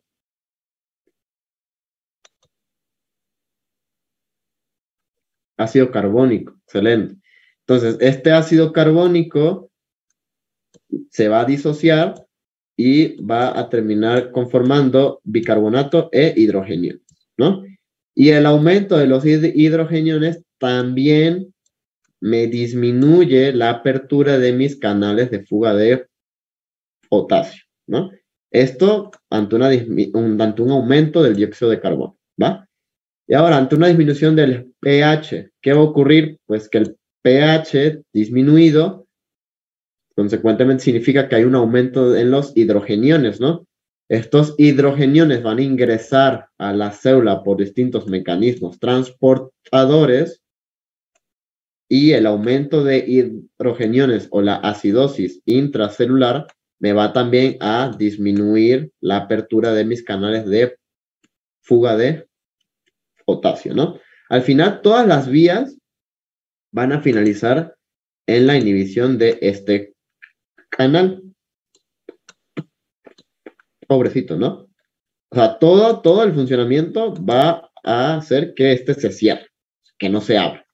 A ver, vamos a recordar, el potasio es un cation, ¿no? Entonces, si yo impido la salida de cationes dentro de la célula, ¿qué va a ocurrir?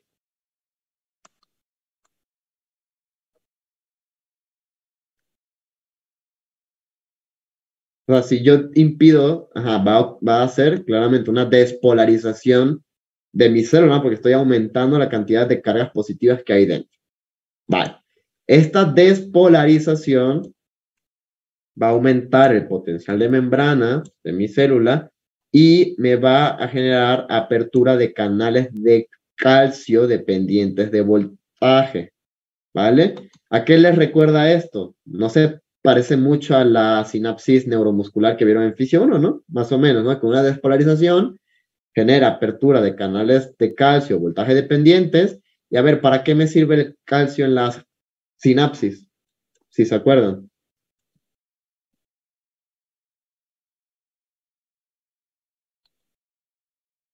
Para liberación de neurotransmisores, exactamente, ¿no? Entonces, este calcio, este aumento del calcio intracelular, derivado de un aumento del potencial de membrana o del potencial de acción, me va a generar ingreso de calcio y me va a permitir la exocitosis de vesículas que contienen neurotransmisor, ¿va?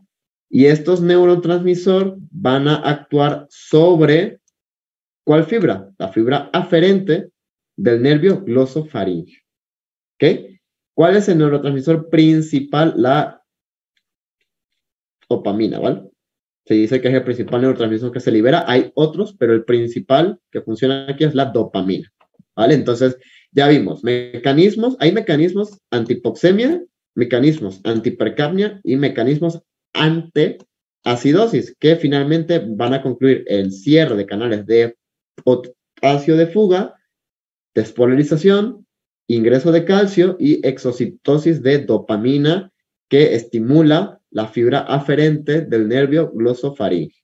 ¿Ok? En este esquema de al lado pues, tenemos un esquema mucho más resumido, ¿no? Tenemos disminución de la presión parcial de oxígeno arterial, me va a ocasionar bloqueo de canales de potasio de fuga, esto me va a ocasionar una despolarización de mi célula, esto me va a ocasionar una apertura de canales de calcio dependientes de voltaje, ingreso de calcio hacia el espacio intracelular y exocitosis de vesículas que contienen neurotransmisor. ¿Vale? ¿Se entendió esto? ¿O quieren que repita otra cosa?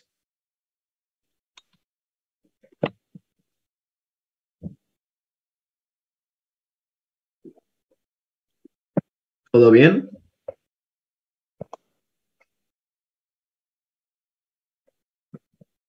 Va,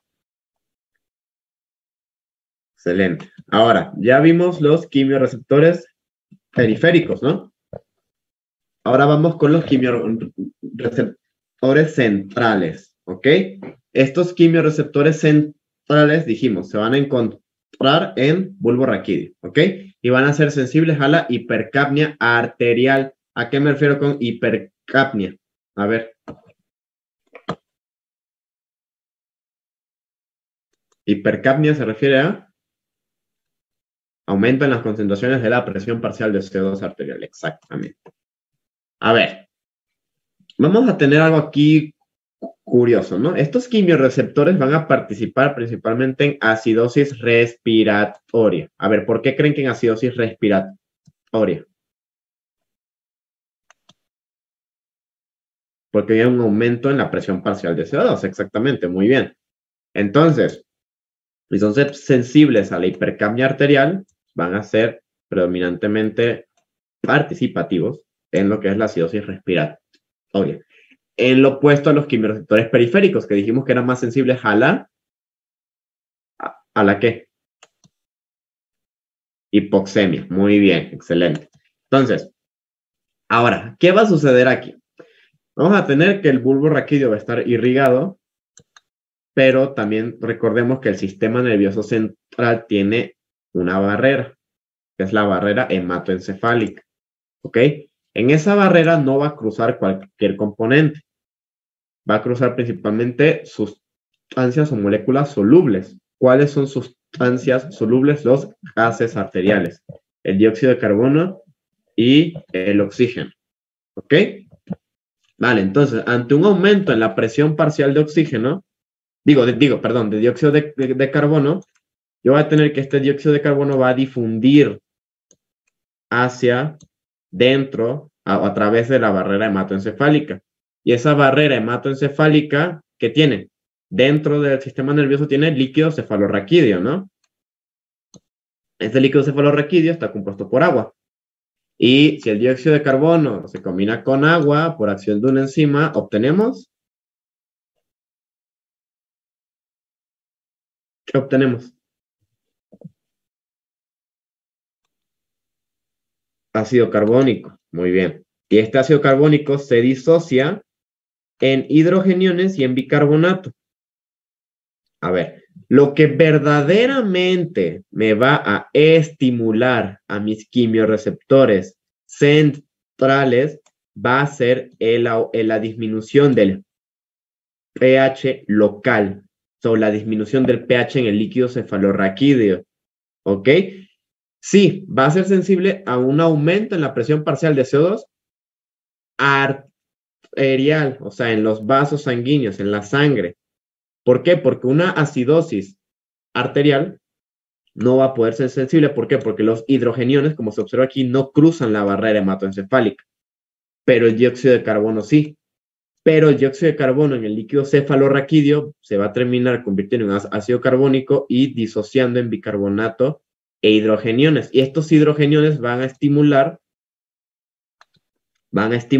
al quimiorreceptor central. ¿Ok? Entonces, ¿qué me va a ocasionar esto? Un aumento en la respiración. Es decir, tengo aumento en el dióxido de carbono. Y estas son vías de retroalimentación negativa, ¿no? Entonces, al yo tener un aumento en las concentraciones de dióxido de carbono, voy a requerir una acción que me disminuya esas concentraciones. ¿Y cuál es? La hiperventilación.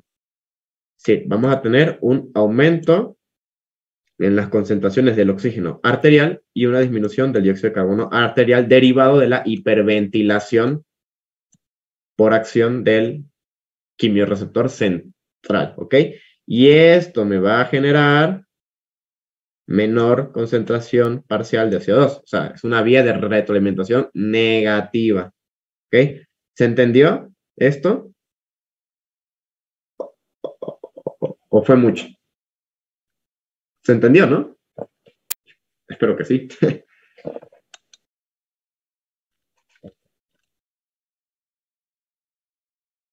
Vale, ya casi finalizamos, ¿eh?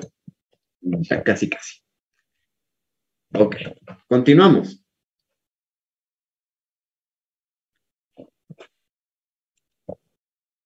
Continuamos con esto.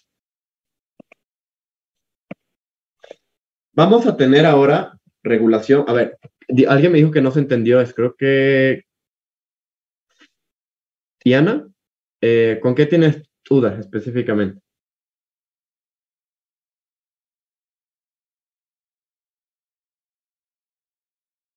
Hola. Ah, bueno, creo que ya, ¿no? O no sé. Pero a ver, entonces, vamos a continuar. Ahora, ya mencionamos la generación rítmica de la ventilación. Uno. Ya hablamos del control químico de la respiración. Dos. Ahora vamos a hablar de regulación por otras conductas respiratorias. Aquí sí nos vamos a ir un poquito más rápido porque es más sencillo. A ver, inicialmente, la principal conducta respiratoria que nos va a permitir, o la principal conducta que nos permite modular nuestra respiración es la conciencia. ¿Ok? Yo puedo modificar la intensidad, la duración y la frecuencia de mis inspiraciones y expiraciones a voluntad, ¿ok? A conciencia, ¿vale?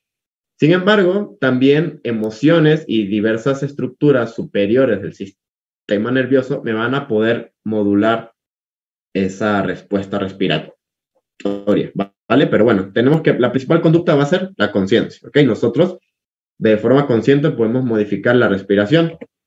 Ahora, ¿cuáles van a ser las otras regulaciones o modulaciones que vamos a tener de la ventilación? Pues vamos a tener quimioreceptores que participan en ella, fibras sensitivas y centros superiores, ¿vale? Entonces, inicialmente vamos a hablar del punto de quiebre respiratorio, ¿vale? ¿A qué se refiere el punto de quiebre respiratorio? A un punto, como su nombre dice, en donde, a pesar de que nosotros conscientemente queramos aguantar la respiración, va a llegar un punto en que no vamos a poder, ¿ok? ¿Por qué sucede esto? Porque paulatinamente va disminuyendo las concentraciones de oxígeno arterial, pero van aumentando las concentraciones de dióxido de carbono arterial. Entonces, este punto de quiebre se da por un aumento excesivo de las concentraciones de dióxido de carbono arterial. Y ok, aquí, por más que nosotros queramos aguantar la respiración conscientemente, si aumentan las presiones de CO2 arteriales por encima de este punto de quiebre, ya vamos a respirar de forma automática por acción de nuestros quimioreceptores centrales y periféricos. ¿Ok? ¿Por qué? Porque hay una hipoxemia, porque poco a poco nos vamos consumiendo el oxígeno, pero nuestro cuerpo no deja de funcionar, por lo que sigue aumentando las concentraciones de dióxido de carbono. Y mencioné, la hipercapnia y la acidosis pueden aumentar la sensibilidad a la hipoxemia de mis quimioreceptores periféricos. ¿Ok? Y mis quimioreceptores centrales van a ser más participativos en aumentos de presión parcial de dióxido de carbono.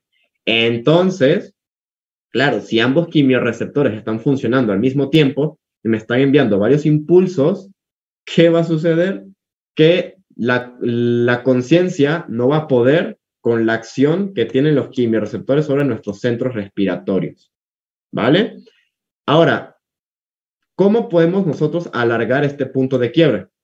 Supongo que hay personas aquí que han ido a nadar y de cierta forma, para aguantar la respiración más tiempo bajo el agua, nosotros podemos aumentar rápidamente la frecuencia respiratoria antes de aguantar la respiración finalmente, antes de inspirar y mantener aguantada la respiración. ¿De qué forma? Haciendo una hiperventilación consciente.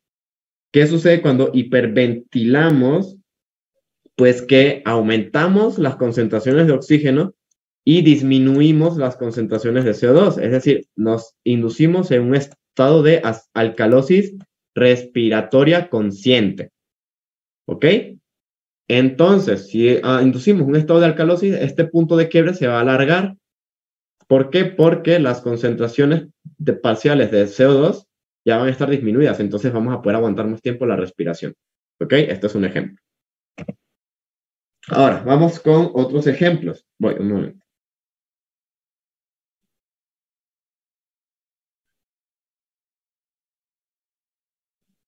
Vamos con otros ejemplos. Vamos a tener también receptores a nivel de vía aérea. ¿Ok? Y vamos a tener tres tipos de receptores principalmente. Receptores de estiramiento, de adaptación lenta, que son mecanorreceptores, que se van a encargar de informar sobre el volumen pulmonar. Y estos me van a evitar una hiperinsuflación pulmonar. Es decir, yo inspiro, y estos mecanorreceptores se van a activar. Recuerden que les dije que el núcleo de tracto solitario envía información no únicamente de mis vías aéreas o de sensibilidad de aparato cardiovascular ni gastrointestinal, sino también de mecánica de la ventilación, de movimientos ventilatorios, ¿no? Entonces, estos receptores de estiramiento de adaptación lenta van a ser mecanorreceptores que van a informarme sobre cambios o aumentos excesivos del volumen pulmonar. ¿Por qué? Porque al yo querer inspirar, va a llegar un punto en que el pulmón ya no va a poder. Y como un reflejo o un mecanismo de protección se va a activar el reflejo de Hering-Brauer, ¿ok? Que inspiramos y vamos a exhalar de forma súbita el aire que estamos inspirando. ¿Por qué? Para proteger a los pulmones de una lesión por hiperinsuflación, ¿ok? Y está medida por mecanorreceptores, que son receptores de estiramiento de adaptación lenta. Vale. Vamos a tener los otros, que son receptores de estiramiento o irritación de adaptación rápida. Sabemos que las vías aéreas no funcionan únicamente para el intercambio de oxígeno de CO2, sino que también funcionan para eliminar sustancias tóxicas o irritantes. ¿Ok? Por ejemplo, detectan compuestos químicos como tabaco, histamina, bradicinina, serotonina, etcétera, y esto va a ocasionar reflejos oxígenos que me van a permitir la expulsión de estos compuestos, ¿ok? Vale. Y ahora tenemos los receptores de fibras C, de fibras tipo C, o receptores yuxtacapilares o de tipo J, ¿ok? Estos van a ser axones no mielinizados. Recuerden, las fibras de tipo C, recuerden su oficio 1, las fibras de tipo C son axones no mielinizados. Y van a responder a estímulos químicos y estímulos mecánicos, principalmente a químicos. Imaginemos que estamos en la casa en un fin de semana y que se les ocurre la gran idea de asar chile, ¿no? Picante. ¿Qué sucede aquí? Tosemos, ¿no? Por el humo. ¿Cuál es la sustancia activa del picante? ¿Alguien se acuerda?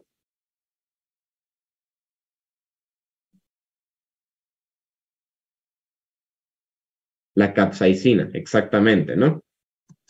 Exacto. Entonces, la característica que tiene la capsaicina es que es un compuesto volátil. ¿A qué se refiere con volátil? Que se encuentra en el aire. O sea, tiene la capacidad de encontrarse disperso en el aire. ¿Ok? Y estos receptores van a detectar esa estimulación o esa sustancia o molécula en específico.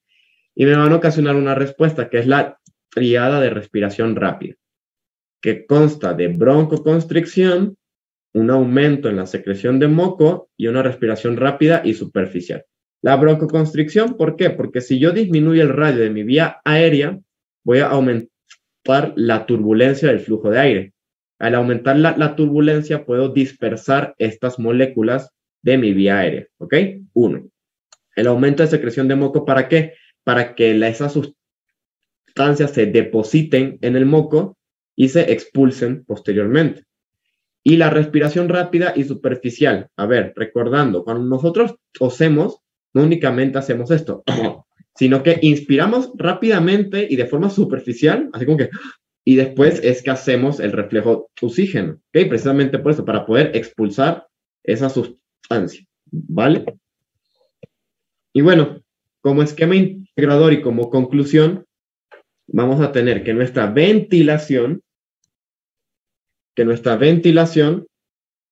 va a estar regulada por centros del sistema nervioso, centros superiores del sistema nervioso, que van a irse hacia la médula espinal y que me van a estimular músculos relacionados con la respiración, ¿no?